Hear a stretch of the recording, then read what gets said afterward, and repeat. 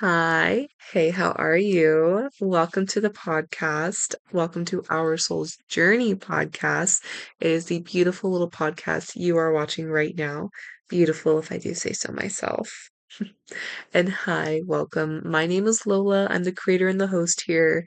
I'm a tarot reader, I'm an empath, and I'm someone who loves learning how to live a more soul-led life. I've actually been in the spiritual space for about 10 years now, so I've seen many sides of this space. Many sides of this space. This show's purpose is to help you become more comfortable with your spiritual journey. You know, in ever changing times, spiritual journeys are going to look different for everyone. And I want you to know that everyone's spiritual journey is unique to them. I say it in every episode because it is so true. And it's a blessing to be able to have this much difference between each and every soul on this planet. While we all may have a collective purpose in our lifetimes, whether that's true or not, I'm not saying it is or isn't, but to have that potential and also have our own journeys in of which we discover our own truths and lessons is such a blessing. And there's some food for thought. A little off the script, but so true. So now that you know my name, go ahead and comment yours. I'd love to say hi to you, welcome you to in the next episode, welcome you into our little community. It is a wonderful one. It is growing, and without you, we wouldn't be able to grow. So if you haven't already, go ahead and like the video, subscribe to the YouTube channel, share it with whoever you feel called to, whether it's your dog worker, your dog walker, your cousin you never talked to, or maybe a coworker who you just vibe with. They're a blessing, let me tell you. And if you're on Spotify, go ahead and follow, go ahead and save the episode, and again, share it. So, welcome, guys. I learned something last week, and that is to check my podcast because I found out that the podcast episode I'd uploaded last week, it just something was wrong with the file, and I actually still need to go in and check it out. But I learned that literally 4 days later. So here I am realizing, oh shit, my episode's not up. That's a big highlight of my last week. Valentine's Day and the service industry, crazy. Let me tell you, I actually had such a blessed Valentine's Day night. I actually was not working. I love to work holidays. Like Mother's Day, Father's Day, Christmas, Thanksgiving, New Year's Eve, sign me up. I will work. And I also remember being with my manager, I'm like, I'm kind of bitter I don't get to work. But I was only joking. Like, I wasn't serious, but it is not my purpose to be on this planet. But it is something I enjoy doing, and I do like to think that I'm good at it. And I'm very blessed to have that. But I actually did not end up working Saturday night, which was so crazy. I ended up working Friday night. I worked all day Sunday. So, of course, I definitely got hit with that Valentine's rush, especially Friday night. Sunday was cool too. We had quite a few people come in, especially for a Sunday. It was such a blessing this whole weekend. I'm not going to lie to you and say that it's easier to be in the service industry over the holidays. In fact, it is definitely one of the more challenging moments over the holidays, I think. But challenges are just a part of life and part of what we're talking about today. I hope you had a wonderful Valentine's Day, by the way. Also, side note, I felt surrounded by love on Valentine's Day, and I couldn't tell you why.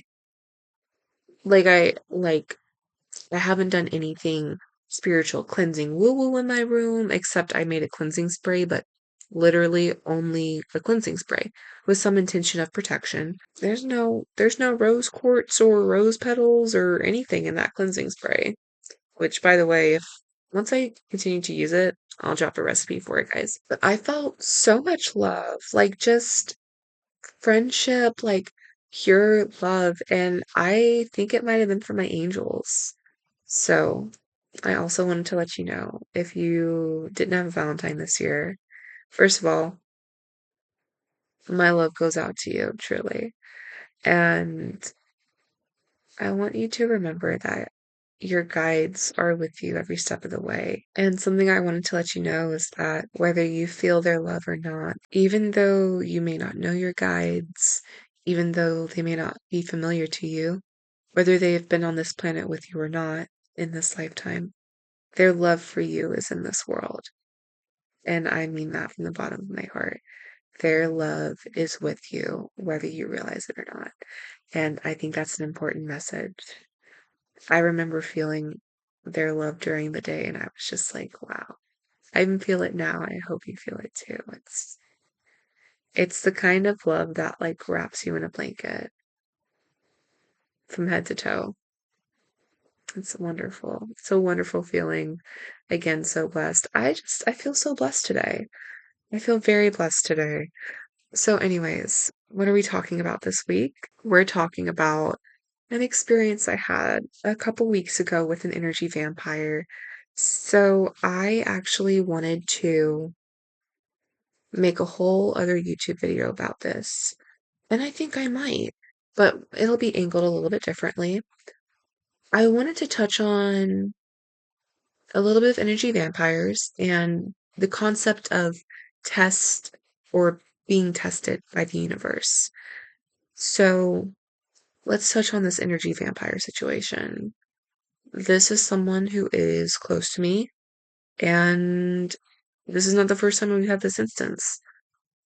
This is someone who gets energy by draining it out of other people. An energy vampire is someone who may have empathy and may have compassion, but that doesn't stop that person from being able to create and alchemize energy for themselves from your negative energy and make it theirs and give them life. So what are we to do?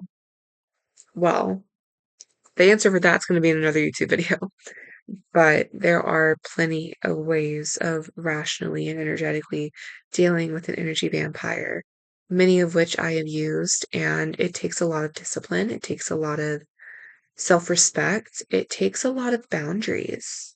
It's not the easiest thing you'll ever do, for sure, but it can be done. And I, as living proof, promise you it can be done. So, what did I want to talk about when it comes to placement tests? Well, there's a saying in the spiritual community that who you are, you will attract. And if it's not phrased in that exact way, it's phrased in a similar way. You will attract what you are, what you believe in.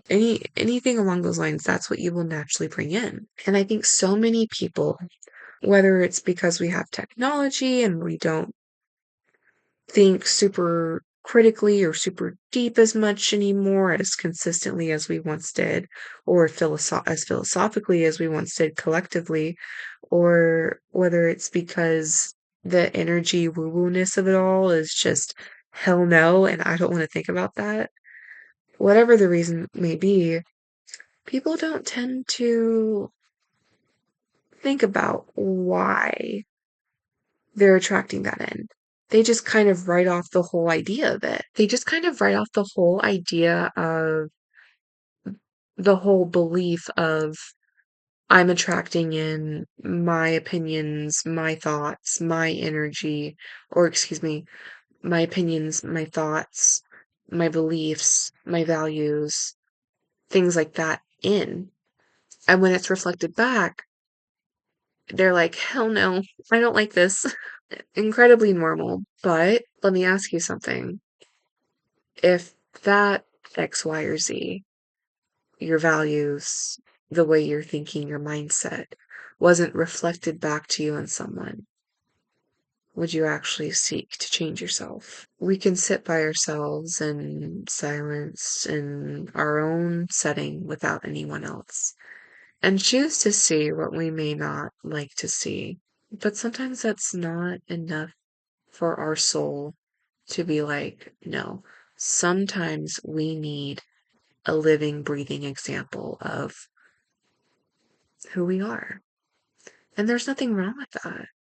It doesn't make you a bad person. We're all on earth, we're all going through what we can go through, and that's no excuse for any sort of hate, racism, sexism, ableism, all the isms that I can't think of. That's never an excuse, especially in the spiritual community. Never let anyone tell you that because they're new to this earth that excuses any sort of prejudice they have against someone. One thing that's mentioned and can become very toxic if you go down this rabbit hole is what's reflected back to you is a test. And here's the thing. I want you to remember from now on forward that you get to choose your spiritual beliefs. I need to make an episode on this, but there's a difference between organized religion and spirituality. Yes, you can be spiritual with an organized religion, but to say you are spiritual and to say you are in your own spiritual journey is separate from organized religion in the sense that you have the power within you. You may see, seek a higher power, right? But you are not choosing to follow a Bible, a book, a story, any sort of prophet, any sort of higher beings, um, words of wisdom to say. When you're spiritual, you're at your own will in your growth and your energy and your magic. And it's beautiful. And it's just where I'm meant to be. Like, really, it's where I'm meant to be, but that's besides the point. In this space, because we're all learning things and we're all figuring things out, sometimes things get brought up to an extreme extent. And one of those that's been highlighted quite a bit, especially in the last 2 or 3 years, mostly 2 years in my opinion, from what I've seen on my pages, has been a lot of this is a test. Is this a test by the universe? You're being tested. Oh, you failed this. Oh, you passed this test. You're being rewarded. I'm gonna be real with you. I don't understand how you're failing a test. That's not a belief system I ever choose to take on. I maybe in the future I could at this moment in this point in my life, I don't want to take that on. Let me ask you something. Do you want to live in a world where you're a spiritual little creature, but somehow you're failing the test that spirit gives you? I would be lying if I said a long time ago I never struggled with that. And it wasn't the concept of failing, it was the concept of, is this something I want to believe? Because everyone else seems to believe this. My personal belief is when we're tested, it's more of a placement test, right? And it's not necessarily for spirit. I don't have to know why, I don't need to know why, but spirit knows what's good for me. My angels, my guides, the universe, they all know. And I couldn't tell you what's in my highest good. I could give you some ideas. I could definitely draw an outline of my life and what I want to achieve, what I want to accomplish, and all the ways I want to help people. But I don't know every single thing about every single of the one of those situations. And it's ever changing as it is because I'm choosing my destiny every single day and my fate. But spirit knows. The higher collective consciousness knows. And it's beautiful and it's loving and it's full of nothing but love. So, do you really want to take on a belief system that gives you a pass or fail test? I don't want to. And look at me. I'm happy as hell. When I think about any sort of test that spirit gives me, I look at it as more of a placement test. At work is a good example. Okay, say you're at work. You start a job. It's new. You know what to do. Let's say answering the phone, for example. You know how to answer the phone. You've run through quite a few different questions. You know how to answer most of them. But the phone still kind of like tricks you. Like you hear it ring and you're like, ah, someone else can do it. And you don't answer the phone. No, this is not based on personal experience. But I was thinking about it today. Answering the phone is not my favorite thing to do. because sometimes people ask really weird questions. And if you work in customer service, you know this. And it's just things that like are out of left field, super bizarre. Today, I just kept answering the phone. The phone rang like 6 or 7 times today. 6, 7. And I answered quite a few of those phone calls. That, I believe, was a test of my own integrity. I call myself a team player. I say I will help my team. I will stay if they need me to. I will do what I need to do to make sure that my team succeeds. And answering the phone was one of those things today. And that was the test today. And I remember having it ring so many times. And I was like, this is a little bizarre. It doesn't normally ring that often. So let me be that example for you. It's more of a placement test. If you go through a challenge and you're like, holy shit, spirit, what the fuck was up with that? And you just meditate on it, you sleep on it, you pull some cards on it, and you start to think about your own mindset, what you feel, what you think, your actions that you took.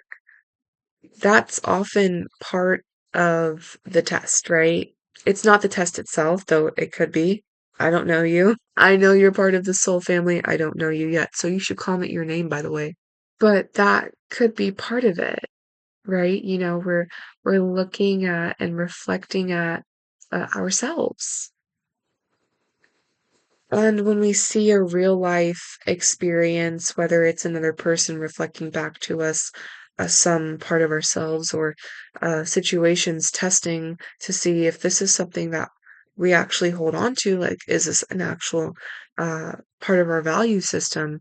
Those are the kind of tests that the universe is giving. It's not for the universe. The universe is infinite cosmic wonder.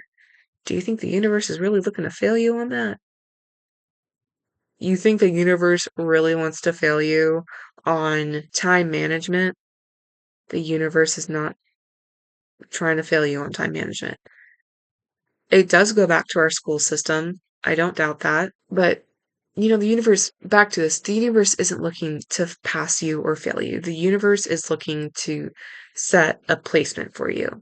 Where are my beliefs for this situation? What is my mindset in this circumstance? What can I do to balance my emotions? Things like that. And there's no punishment. Like if you choose to believe in a universe that punishes you, believe in it. I don't believe in that. And let me be your living proof that the universe does not punish you. Is karma real? Yes. It's an energetic exchange. You give what you get, and that's karma. But the universe is not out to spite you. The universe is not here to do anything but love you unconditionally, to give you compassion. I don't know why, but I know that's how it is, and I know that's what's true for me. And I wanted to say this because what if I had chosen to believe that this energy vampire was a reflection of all of the disgustingness in me?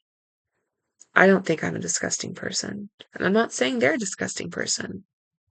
But choosing to say things that harm people just for the sake of harming them intentionally, emotionally, mentally, whatever it may be, is disgusting. That's not an objective fact. It's my opinion. And to me, it's disgusting.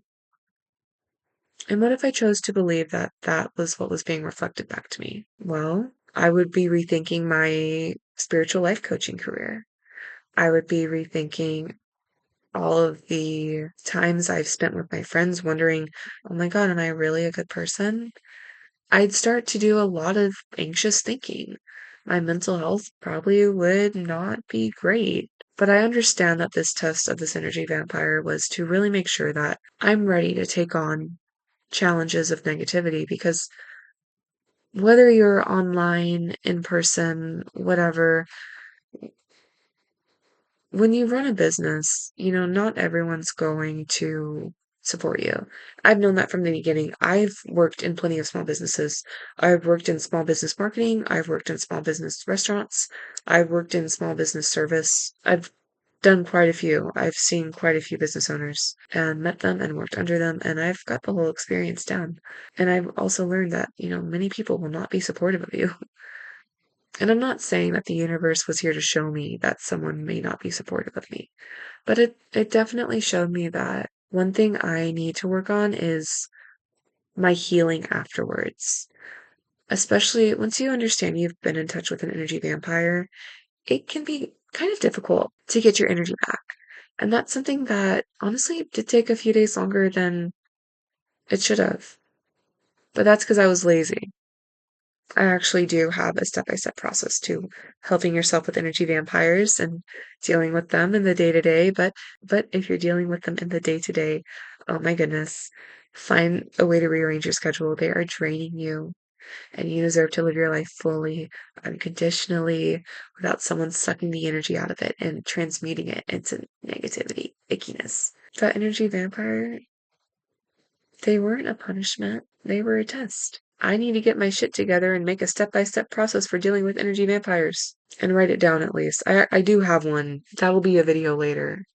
But that was my test. And also, not everything's a test, and that's another fucking video. I have so many videos I want to make. Yeah, if you take anything away from this video, first of all, thank you for watching if you've made it this far. I'm so glad you're here. And if you take anything away, let it be you choose what your spiritual beliefs are. They don't have to be mine, but I do want to be proof that you don't need to follow the human ego of spirituality culture on the internet. So, yeah, that's what I have for you today. Again, thank you for being here. I'm so glad you're in this little corner of the internet. I love my little soul family. Whoever you are watching, I'm grateful for you. I want this to help you. If you'd like a video on something specific with me explaining something or giving my perspective on it, definitely comment. I'd love to hear it. We tried something new with the purple lights today. I'm a sucker for the color purple and pink. Love them. So, other than that, don't forget to like, share, comment, subscribe, do the whole works because our community is growing and our little soul family needs to find our soul relatives. I love you guys. Bye.